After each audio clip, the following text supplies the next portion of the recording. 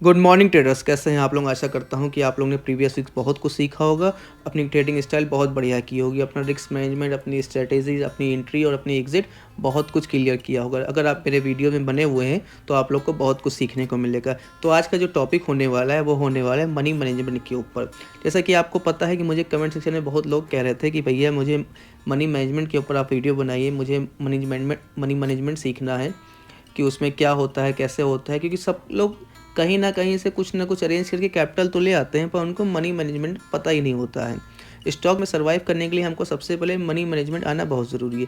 Let's be assume कि आपके पास 1 lakh capital है, ठीक है। अगर 1 लाख से कम है तो मैं कहता हूँ कि अभी आप थोड़ी और कैपिटल कर लीजिए, उसके बाद ही ट्रेडिंग में आइएगा। क्योंकि 1 लाख से कम कैपिटल आप सर्वाइव नहीं कर पाएंगे। मार्केट में इतनी लिक्विडिटी होती है कि आपका कैपिटल कुछ ही दिनों में वाइप आउट हो जाएगा। तो आप अगर सोचिए कि आप लोग की 1 लाख की कैपिटल है और आप लोगों ने स्टॉप लॉस का 10% लगा दिया, तो आप क्या करते हैं, अगर 10% भी 1 लाख का स्टॉप लॉस लगाते हैं तो आप देखेंगे आपका 10,000 लॉस पे हो गया, 10,000 आपका कट जाएगा। तो अगर आपने 10,000 के 10 स्टॉप लॉस लगा दिए तो आपकी पूरी कैपिटल तो वाइप आउट हो जाएगी। तो इस वाइप आउट को रोकने के लिए, इस पूरे सिस्टम को रोकने के लिए मैं जो आज का वीडियो बना रहा हूँ वो है मनी मैनेजमेंट के ऊपर। तो मनी मैनेजमेंट में क्या होता है कि लेट्स बी अज्यूम कि आपके पास 1 लाख की कैपिटल है, ठीक। 1 लाख से कम मत रखिएगा, 1 ही लाख रखिएगा। अगर आप उस 1 लाख की कैपिटल का आप 10% का ट्रेड लेते हैं, ठीक है। अगर आप 1 लाख का 10% आप कैलकुलेट करेंगे तो होगा 10,000 रुपये। अगर आप 10,000 से ट्रेडिंग करते हैं, 1 लाख की कैपिटल रख के 90,000 आपका बैकअप पे रखा रहेगा, तो ये स्ट्रेटेजी आपके लिए है। आप मान लीजिए आपने 10,000 का ट्रेड लिया और 10% का स्टॉप लॉस रखा। वो जो 10% का स्टॉप लॉस रखा है आपने, वो हो गया 1,000 रुपये। ये आपका 10% तो इन्वेस्टमेंट कैपिटल का हो जाएगा 1,000 रुपये, ठीक, आप समझिए। लेकिन जो आपकी ओवरऑल कैपिटल होगी, जो ओवरऑल कैपिटल जो आपकी 1 लाख रुपये है, उसका ये 1% होगा, ठीक। जैसा कि आप समझिए कि 10,000 रुपये से आपने ट्रेड किया, उसमें आपने 10% का स्टॉप लॉस लगाया। 10% का स्टॉप लॉस लगाएंगे तो आपका 1,000 का लॉस होगा। तो 1,000 का लॉस होगा, तो अगर आप देखेंगे कि पूरे 1 लाख रुपये पे अगर आप 1% निकालेंगे तो 1,000 रुपये आएगा। तो ओवरऑल जो बड़े भी इन्वेस्टर या बड़े ट्रेडर्स कहते हैं कि मैं जो है पूरी कैपिटल का 1%, 2%, 3% ज़्यादा स्टॉप लॉस नहीं रखता हूँ, तो वो ऐसे ही रखते हैं। तो ये हो गया आपका 1% स्टॉप लॉस। तो मान लीजिए आपने 30% प्रॉफिट रखा 10,000 का, तो आप अगर 30% 10,000 का प्रॉफिट रखेंगे तो 3,000 रुपये पाएंगे। और मान लीजिए आपने एक ट्रेड लिया जिसमें आपको 1,000 का लॉस हुआ और 3,000 का दूसरे ट्रेड में प्रॉफिट हुआ, तो ओवरऑल आप देखेंगे कि आपको 2,000 का प्रॉफिट हुआ और भी एक दिन में आपने 2% कमा लिया। अगर आप एक दिन में 2% कमाते हो, 20 दिन मार्केट खुलती है जैसा कि आपको पता है पूरे महीने में, तो आपने पूरे महीने में 40% कमा लिया।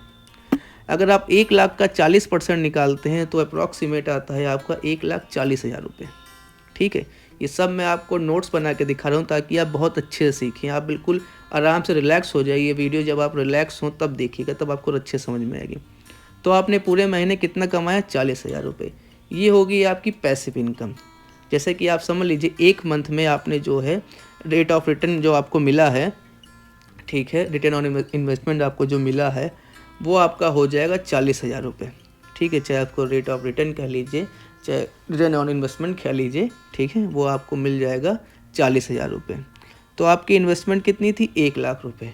और आपने ऐसी बात नहीं है कि मैं ये नहीं कह रहा सिर्फ प्रॉफिट ही किया होगा, मैंने 3,000 प्रॉफिट बताया था, 1,000 लॉस बताया था, ठीक। अगर आप एफडी में पैसा डालते हैं पूरे साल भर का, वो आपको देता है 5 से 6% रुपये, ठीक है।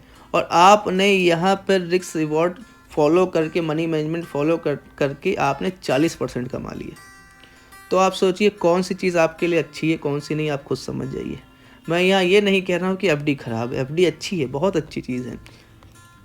लेकिन आपके पास छोटी कैपिटल हो, 5 लाख से कम हो, 1 लाख 2 लाख रुपए हो, तो मैं उसके ऊपर बता रहा हूँ। तो आपने पैसिव इनकम कितनी कमाई, 40,000 रुपये, ठीक। और भी 40,000 मान लीजिए, 30,000 मान लीजिए, आप जो भी मान लीजिए, ठीक है। 30 से 40,000 रुपये आपने पैसिव इनकम कमाई, ठीक। और आपने पर मंथ, और उसके बाद में अगर आप एक्टिव इनकम में कुछ और भी काम अगर आप कर रहे हो तो आपका वहाँ से 20, 30, 40, 50 जो भी आपकी क्या नाम है सैलरी हो, इन दोनों कंबाइन कर लेंगे तो आपकी बहुत बढ़िया इनकम बन जाएगी, ठीक है। आप समझ रहे होंगे जो मैं समझाना चाह रहा हूँ, इसीलिए मैं आज लिख के बता रहा हूँ कि ऐसा ऐसा होता है, ठीक है। जैसा कि आप समझ लीजिए कि आप जो हैं आप लोग क्या सोचते हैं कि आप लोग को जो है एक दिन में 100% चाहिए कि मैं 10,000 लगाऊँ, मेरा क्या नाम है 20,000 बन जाए, ठीक है? तो आप सोचिए कि 10,000 लगा के अगर 20,000 बन रहा होता तो आप साल भर मतलब महीने भर में 20 दिन होते हैं मार्केट खुलती है। तो आप पूरे महीने में 2000 परसेंटेज पाने को सोच रहे हैं आप? 2000 परसेंटेज गाइस, 2000 परसेंटेज की बात कर रहे हैं। अगर 2000 परसेंटेज ऐसा होता तो अडानी अंबानी सब जो हैं एफएनओ में चले जाते और एक बार 10,000 करोड़ लगाते और 10,000 का क्या नाम है 2000 परसेंटेज, आप समझ सकते हैं कितना हो जाएगा। मैं कहता हूँ 100 करोड़ ही लगाते हैं तो कितना हो जाता, ठीक है? इसीलिए मैं कहता हूँ कि आपको रिस्क रिवॉर्ड रेशियो अपना फॉलो करना चाहिए 1:2, 1:3, 1:4, 1:5, 1:2, 1:3, 1:4, 5 आप ट्रेल करके जा सकते हैं। जैसे आपने मान लीजिए स्टॉप लॉस 5% का लगाया और आपने टारगेट 10% लगाया और आप देख रहे हैं कि मार्केट 15% मूव कर रही है, तो आप उसको ट्रेल करते हुए जा सकते हैं। तो ऐसे ही 1:2 होता है, 1:3, 1:4 होता है, ठीक। आई होप आप लोग को मेरा वीडियो समझ में आ रहा होगा। आज मैं थोड़ा धीरे धीरे बोल रहा हूँ ताकि मुझे बहुत लोगों ने कहा है कि भैया आप बहुत तेज़ बोलते हैं तो मुझे समझ में नहीं आता है। तो मैं आज बहुत ही स्लो बोल रहा हूँ, बहुत ही प्यार से बोल रहा हूँ ताकि आप लोग को मनी मैनेजमेंट का जो टॉपिक है वो बहुत अच्छे से क्लियर हो, ठीक है। आप मार्केट में तभी सर्वाइव कर पाएंगे जब आपको मनी मैनेजमेंट पता होगा, जब आपका रिस्क रिवॉर्ड रेशियो क्लियर होगा, तभी आप मार्केट में सर्वाइव करना पाएंगे, वरना नहीं कर पाएंगे। मार्केट में क्या होता है, कब आप आए और कब आप चले गए आपको पता ही नहीं चलेगा। इसीलिए मैं कहता हूँ कि मार्केट में अगर आपको रहना है तो आपको मनी मैनेजमेंट ज़रूर सीखना चाहिए, ठीक है।